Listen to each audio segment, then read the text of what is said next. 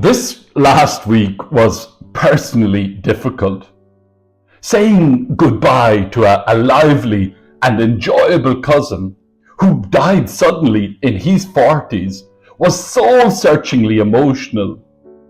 Dealing with the breaking news of Graham Rowntree, the Munster rugby coach resignation, was like being winded by a ball belt into my stomach. Then, while travelling, I read extracts from Olympian Chris Hoy's book, All That Matters, My Toughest Race Yet, where he outlines details of his terminal cancer, his wife's MS diagnosis, and the impact of all this on his children. Chris, in his book, credits sports psychologist Professor Steve Peters as to the reason why Chris developed such a champion's mindset. Peters taught Chris a helicopter technique to visualize himself rising above a stressful situation. The higher you go, Hoy writes, the smaller the problem becomes as you look out and see how tiny and insignificant you are in comparison to the wider world around you. This exercise never failed to give Chris Hoy perspective, until in his own words it is life and death, and then you're like, oh my God. In this weekend's scriptures, Jesus finds himself in a friendly debate with a scribe. Previous controversies between Jesus and the Jewish scribes proved to be bitter experiences. Since the Jewish law had 613 different commandments, the scribe wants Jesus' view on which is the greatest. Jesus doesn't quite answer the scribe's question as it is put to him, but quotes from the Jewish scriptures. He identifies the first commandment as the one to love God, and the second as the commandment to love one's neighbor. Jesus declares that love of God is an absolute religious value because God first loved all people, and the only response people can make to that fact is to love God.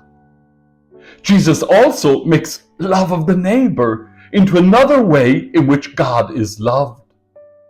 Theologian Gerhard Ebeling and religious philosopher Martin Buber taught us that the authentic language of faith is necessarily personal.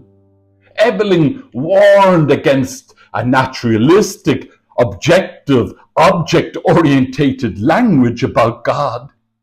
He argued that the language of Christian theology must come from one's own conscience as it listens to God, that it must involve personal commitment.